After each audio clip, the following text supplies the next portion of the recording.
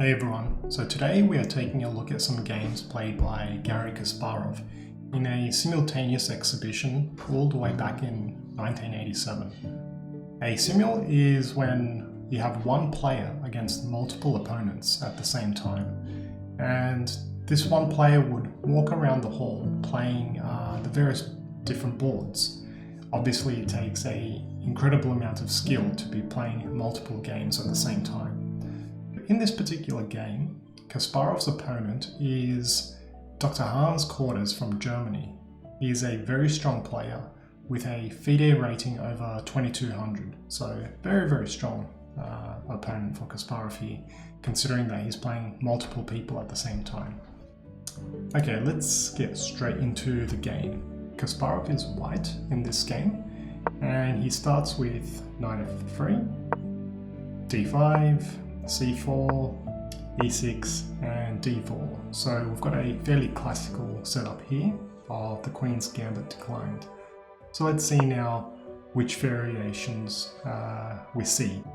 So we've got knight f6, knight c3, developing.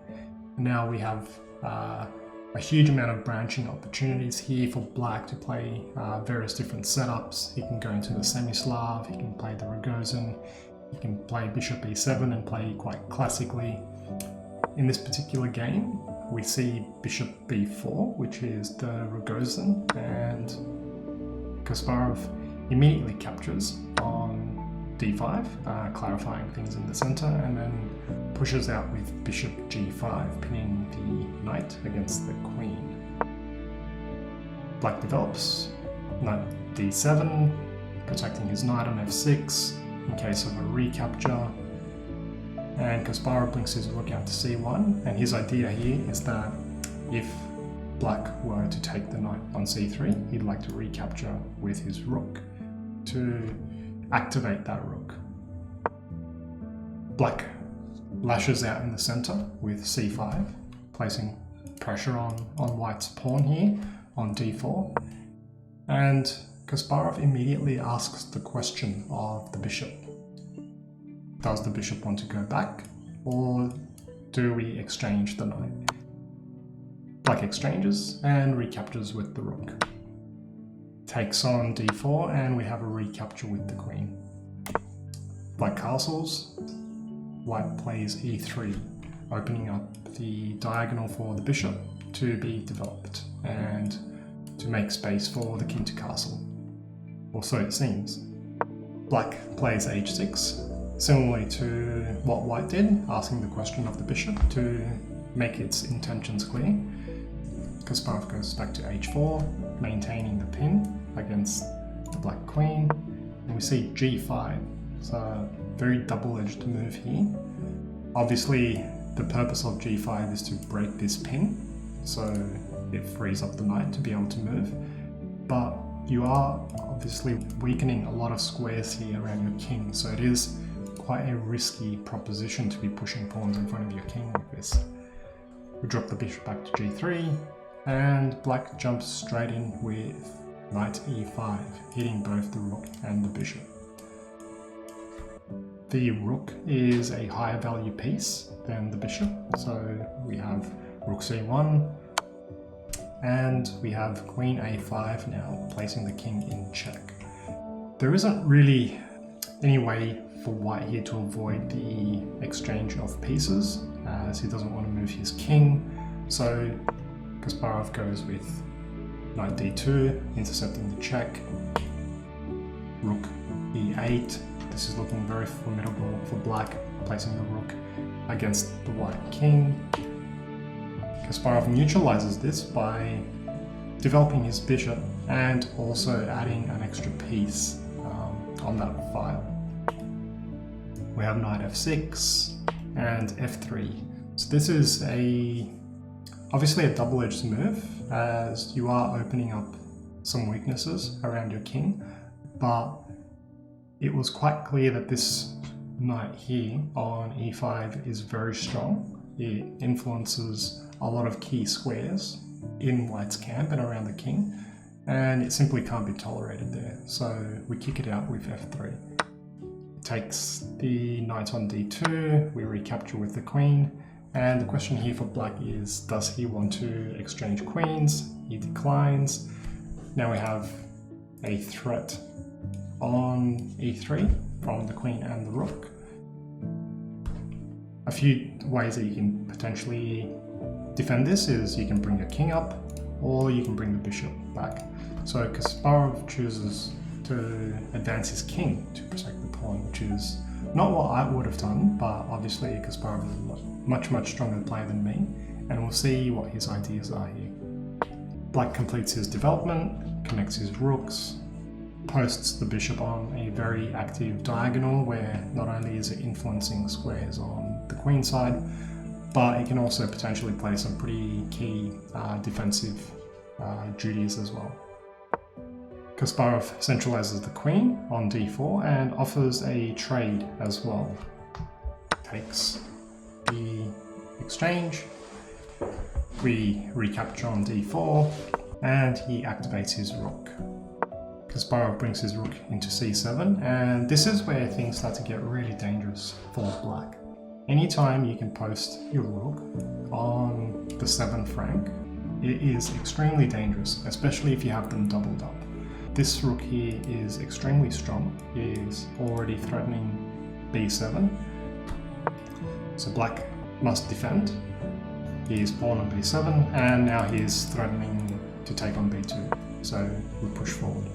And we can start to see now with these advanced pawns on the queen side from white, the black rook is starting to get a bit short on squares.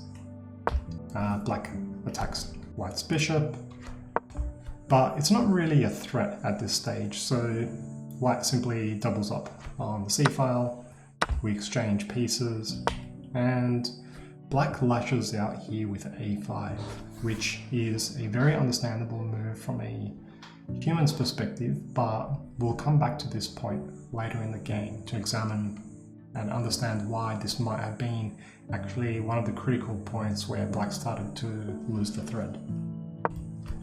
White pushes forward. Obviously we don't want to be taking on a5 because that will free up the rook. Black will recapture and his rooks will just have way too much activity. So we push forward, keeping things closed up on the queen side. And again now, really restricting the black pieces. We can see this rook can't go here, can't go here. It's tied down to defending its pawn due to the pressure along the 7th rank. So black's pieces are already starting to get really tied up. Black activates with rook e8, and we push forward, threatening the bishop. Now, this was a interesting and creative attempt here from black, but it's probably the critical mistake here. But when I was first playing through this game, it seemed like a really logical move to try out here, as you are looking to get very active yourself as black. Obviously, if white in this position simply captures on f5, black would take e2 with check, and you'd start to get a lot of activity. You can bring the rook back and start attacking some of the weaknesses in white's camp. So instead of going for that, Kasparov simply drops back his bishop, which was under attack. Black cannot infiltrate here because the white bishop guards it, and the bishop is still under attack. So he drops his bishop back. And when we start to unpack this position a bit later in the post-mortem, we'll start to understand some of the real intricacies and nuances of how this bishop was unable to participate in the defense of the queen side. It looks like a really great piece here. It's on a long diagonal, it is defending the king, but what we'll see now is that the key action of this game is going to take place on the queen side. And this bishop on g6, as pretty as it looks, actually can't really do much to participate. This is covered, this is covered, this is covered, this is covered. So there are no entry points for this bishop to participate on the queen side.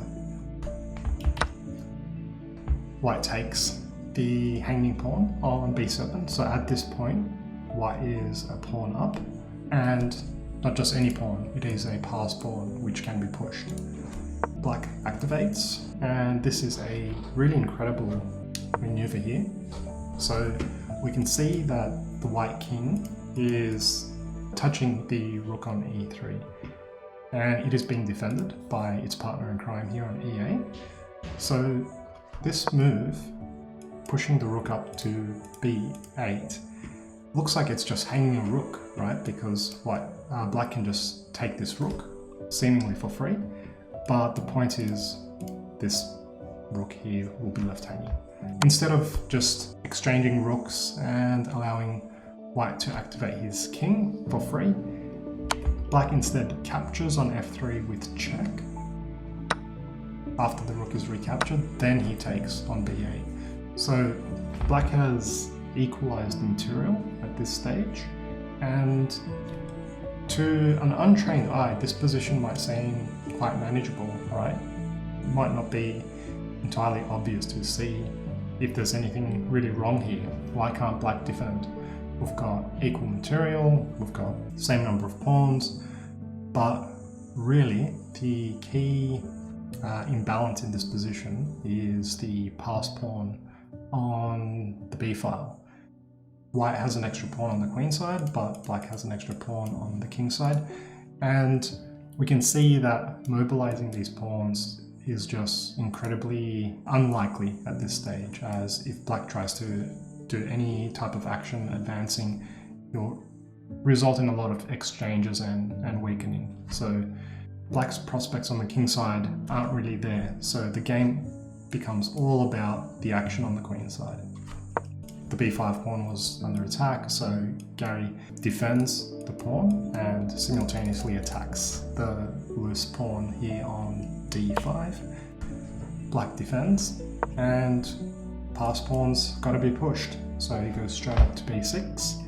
Really not much that can be done here. Trying to blockade the pawn, we push up, and in this position, black resigned. When I first played through this game, it seemed quite surprising to me, but the more I started to unpack it, I understood why this is such a understandable situation to resign, because there is a clear threat here. White is just looking to place his bishop up on a6, controlling this square.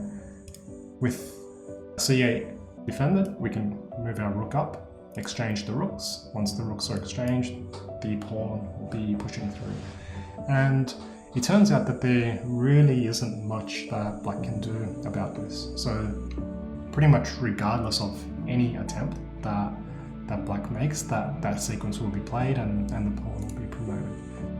Let's now take a look at some of the key moments of the game to understand where the thread was lost by black. So this point here, where black lashed out with a5 and allowed b4 to be played, this was, from a human perspective, a very understandable move, but now that we have seen how the game unfolds, we can actually see that a5 probably wasn't a great move, because it allowed white to push forward. Looking at this position here, it might not be the easiest thing to visualize that, hey, at one point in this game, the b7 pawn will disappear and this pawn is going to start racing forward. But we need to remember that in this situation here, b7 is currently being completely tied down, and it is very likely that black does not want to just sit passively and idly here, basically surrendering having a rook altogether, just doing nothing but defending this b7 pawn. It is very foreseeable that this rook wants to be activated somewhere and b7 will be lost, but in exchange for some sort of counterplay. Once we understand that, we can see that actually in that type of scenario where b7 is lost in exchange for some sort of counterplay along the open files, that with b7 lost and the pawn on b5, that can get very dangerous for black. And so in this position here, instead of a5, maybe something more reserved such as a6 was called for to prevent that approach from happening. So that was the first critical point where the thread was lost by black. But if we go forward a bit, this move here, rook e6, which was a very understandable move from a human perspective, was the critical error in the game. It is quite instructive in terms of the why. So obviously we don't allow black to get incredible counterplay by taking on f5, we simply drop our bishop back. As we mentioned during the game, the real issue with that move rook e6 was that after this maneuver, the rook being on e6 actually prevents black's bishop from retreating back and playing an active role, either in the center or on the queen side. So if black's rook wasn't here on e6, let's say that rook was back on b6, in this position actually you'd want to be bringing your bishop back here to e6, and that way you've got the options at least to play some sort of role on the queen side. But it turns out that with the rook here on e6, the bishop has no choice but to retreat back to, and just, visually looking at things, it looks great, but we're going to be pushing forward. All the action is going to be on the queen side, and this guy has no access points available to join on the queen side. Doing something like, dropping the rook back, pushing forward f6 to try to reroute the bishop that way is incredibly slow, and during that time white will be doing a lot of things to generate play.